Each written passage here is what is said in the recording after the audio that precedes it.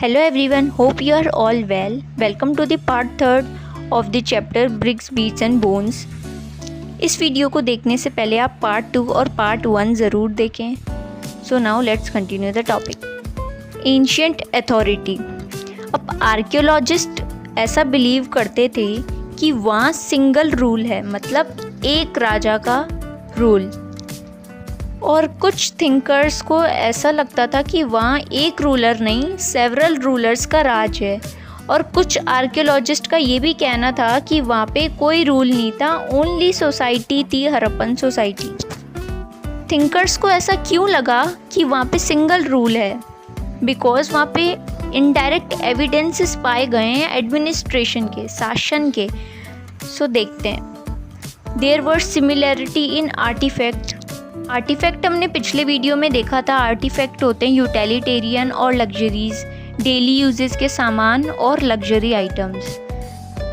Then the standard ratio of brick size. वहाँ का brick size का एक स्टैंडर्डाइज्ड रेशो होता था. एंड मोहनजोदारो में स्टोन स्कल्पचर पाया गया है जिसको प्रीस्ट किंग कहा गया है. रॉ मटेरियल्स के पास में छोटे छोटे सेटलमेंट्स पाए गए हैं.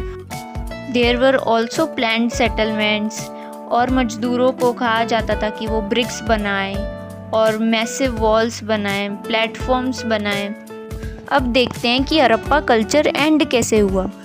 बाय 1800 BCE बहुत सारी मैच्योर हड़प्पन साइट्स को छोड़ दिया गया लोगों के द्वारा. पॉपुलेशन जो है वो गुजरात, हरियाणा और वेस्टर्न यूपी में जाने लगी. और 1900 BCE में आर्टिफैक्ट गायब होने लग गए, जैसे वीट, सील्स, बीट्स. और राइटिंग, लॉन्ग डिस्टेंस ट्रेड भी गायब होने लग गया. और लार्ज पब्लिक कंस्ट्रक्शन स्ट्रक्चर्स भी नहीं बनते थे. अब देखते हैं कि ऐसा क्यों होता था. आर्कियोलॉजिस्ट ने कुछ पॉसिबल कॉजेज़ बताए हड़प्पा कल्चर के एंड होने के, जैसे कि क्लाइमेट चेंज होना, deforestation, earthquake, excessive flood, shifting of rivers, invasion of Aryans. M Wheeler जो डायरेक्टर जनरल हैं आर्कियोलॉजिकल सर्वे ऑफ इंडिया के, उनको ऐसा लगता था कि हड़प्पा जो है वो डिस्ट्रॉयड हुआ था आर्यंस के द्वारा. अभी तक हमने देखा कि हड़प्पा का कल्चर कैसा था, कैसे आर्कियोलॉजिस्ट ने एविडेंस के द्वारा हड़प्पा सिटीज़ को डिफ़ाइन किया, कैसे एंशियंट हिस्ट्री बताई. जो अलेक्जेंडर कनिंघम हैं वो हैं first director general of archaeological survey of India. इन्हें फादर ऑफ इंडियन आर्कियोलॉजी भी कहा जाता है. इन्होंने 6th सेंचुरी BCE से 4th सेंचुरी CE तक की हिस्ट्री में स्टडी की थी. इन्होंने चाइनीज़ बुद्धिस्ट पिलग्रिम द्वारा छोड़ा गया अकाउंट यूज़ किया था अर्ली सेटलमेंट्स को लोकेट करने के लिए. अब देखते हैं कनिंघम्स कन्फ्यूजन. हड़प्पन आर्टिफैक्ट के एविडेंसेस मिले, बट कनिंघम को ये रियलाइज़ नहीं हुआ कि वो कितने साल पुराने हैं. अब देखिए, जो हड़प्पा सिविलाइजेशन है वो 1921 में एक्सकेवेट हुई थी. और जो हमारी इंडियन हिस्ट्री है वो 3000 साल पुरानी है, जिसको हम वैदिक युग भी कहते हैं. और कनिंघम ने हड़प्पा सिविलाइजेशन को वैदिक युग के टाइम फ्रेम के अकॉर्डिंग रखने का सोचा, परंतु बाद में पता चला कि हड़प्पा जो है वो 5000 ईयर्स पुरानी है. सो यही कन्फ्यूजन हुआ था कनिंघम को. John Marshall. John Marshall is also a director general of ASI. John Marshall ने हड़प्पा को करेक्ट टाइम फ्रेम में रखा और 3000 साल पहले की हिस्ट्री को खोजा. इन्होंने माउड को हॉरिजेंटली डिग किया और आर्टिफैक्ट फाउंड की, बट ही इग्नोर्ड द स्ट्रेटियोग्राफी. स्ट्रेटियोग्राफी मतलब लेयर्स ऑफ सॉइल. जैसे कि इससे हमें डेट और टाइम का पता चल जाता था कि आर्टिफैक्ट कितने साल पुराने हैं, बट इन्होंने इस चीज़ में ध्यान नहीं दिया. नेक्स्ट है हमारे REM व्हीलर, जो कि 1944 में जनरल डायरेक्टर बने ASI के. व्हीलर ने स्ट्रेटियोग्राफी को ध्यान में रखते हुए मैकेनिकली डिग किया हॉरिजॉन्टल लाइंस के साथ. इनके इस तरीके से हमें सील्स और आर्टिफैक्ट का डेट पता चल जाता था कि वो कितने साल पुराने। इसके बाद से हड़प्पन आर्कियोलॉजी में लोग इंटरेस्ट लेने लग गए और मॉडर्न साइंटिफिक टेक्निक्स यूज़ होने लग गई। जब इंडिया और पाकिस्तान का पार्टीशन हुआ था तो बहुत सारी जो इम्पोर्टेंट साइट्स है जैसे मोहनजोदारो हड़प्पा जो है वो पाकिस्तान में थी, और इसके बाद इंडिया में भी कुछ साइट्स ऐसी थी जैसे धोलावीरा, कालीबंगन और बहुत सारी, उनमें भी एक्सकेवेशन होने लगे। एविडेंसेस का मिनट एनालाइज किया गया कि एविडेंस है तो वो किस तरह यूज़ किए जाते थे उस समय। अब हम देखते हैं कि आर्कियोलॉजिस्ट को क्या क्या प्रॉब्लम आई हड़प्पा को डिस्कवर्ड करने में। फर्स्ट, हड़प्पन स्क्रिप्ट जो है वो अभी तक डेसिफर्ड नहीं हुई, उसे कोई नहीं समझ सकता।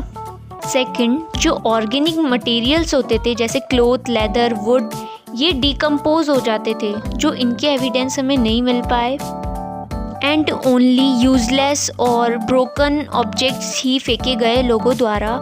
तो हमने माउथ डिग किया था, हमने पढ़ा था माउथ डिग किया था आर्कियोलॉजिस्ट में, उसमें हमें वही एविडेंसेस मिल पाए ब्रोकन और यूजलेस, बट हम आर्कियोलॉजिस्ट ने उनका भी सॉल्यूशन निकाला, उन्हें भी एनालाइज किया। अब हम देखते हैं क्लासीफाई फाइंड्स, मतलब कि एविडेंसेस को, आर्टिफैक्ट को किस तरह से क्लासीफाई किया। फर्स्ट क्लासिफिकेशन था वो स्टोन, क्ले, मेटल, बोन, इवोवरी में किया गया। सेकंड था फंक्शंस में, मतलब कि जो आर्टिफैक्ट है वो टूल है या ऑर्नामेंट है वो डिसाइड किया गया। आर्कियोलॉजिस्ट ने आर्टिफैक्ट का फंक्शन जानने का भी ट्राई किया बाय इन्वेस्टिगेटिंग। वहाँ पर ट्रेसेस ऑफ कॉटन भी मिले हैं सम हड़प्पन साइट्स पे, क्लोथिंग के बारे में जानने के लिए। नेक्स्ट हमारी प्रॉब्लम थी प्रॉब्लम्स ऑफ इंटरप्रिटेशन, मतलब रिलीजियस बिलीफ से, मतलब कुछ स्ट्रक्चर्स हमें ऐसे मिले थे जो ना हमें डिपिक्ट करते हैं कि ये रिलीजियस से रिलेटेड है या फिर कुछ और ही स्कल्पचर है। जैसे कि एक स्कल्पचर को प्रोटो शिवा कहा गया है, बट अकॉर्डिंग टू ऋग्वेदा जो 1500 to 1000 BC में लिखी गई है, वहाँ पे ना तो शिवा को पशुपति कहा गया है, पशुपति मतलब लॉर्ड ऑफ एनिमल्स, और ना ही योगी कहा गया है। और ऋग्वेदा में शिवा को रुद्र से मेंशन किया। सम स्कॉलर्स ने प्रोटो शिवा को शमन भी सजेस्ट किया है। शमन मतलब मैन और वुमेन जिनके पास एबिलिटी है कि वो दूसरे वर्ल्ड से कम्युनिकेट कर सकें। अब देखिए नेक्स्ट स्कल्पचर, जो ये इसमें स्मॉल कोन्स हैं वो लेपिस लाजुली, जेस्पर और अदर स्टोन से बनाए गए हैं। जो ये वाला पार्ट है ये एक शिवलिंग की तरह दिखता है, तो कुछ लोगों का कहना है कि ये एक शिव को प्रेडिक्ट करता है और कुछ लोगों का कहना है कि ये एक बोर्ड गेम। अब देखिए इस स्कल्पचर को मदर गॉडेस कहा गया है जो हेवीली ज्वेल्ड है, ज्वेलरी डाल रखी है और कुछ हेड ड्रेसेस पहन रखी है, बट हम बिल्कुल श्योर नहीं है कि ये मदर गॉडेस को ही डिपिक्ट करता है। जस्ट लाइक प्रिस्ट किंग और ग्रेट बात, ये कि ये रिचुअल बात है या नहीं ये हम श्योर नहीं है। और फायर एल्टर्स जो कालीबंगन और लोथल में मिले हैं जहाँ पे हवन वगैरह कराया जाता था, वो है फायर एल्टर्स। ये देखिए एक और फिगर जिसको वन हॉर्न्ड एनिमल यूनिकॉर्न कहा गया है, जो कि हमें सील्स पे दिखता है, बट ये एक मिथिकल सा स्ट्रक्चर है बिकॉज ऐसा कोई एनिमल रियलिटी में होता ही नहीं है। अभी भी बहुत ऐसी चीज़ें हैं जो अभी भी अनडेसिफर्ड है, जैसे कि क्या वहाँ पे लिटरेसी थी, क्या जो फीमेल्स थी वो पॉटरी मेक करती थी या फिर सिर्फ पेंट करती थी। बहुत से ऐसे क्वेश्चंस है अबाउट हड़प्पा जो अभी तक अनडेसिफर्ड हैं। सो चैप्टर इज़ फिनिश। वीडियो अच्छा लगे तो लाइक करें और चैनल को सब्सक्राइब करें। आपको इसके MCQs नेक्स्ट पार्ट में 50 MCQs मिल जाएंगे, तो उनको करिए और नोट्स का लिंक आपको डिस्क्रिप्शन में मिल जाएगा। Thanks for watching.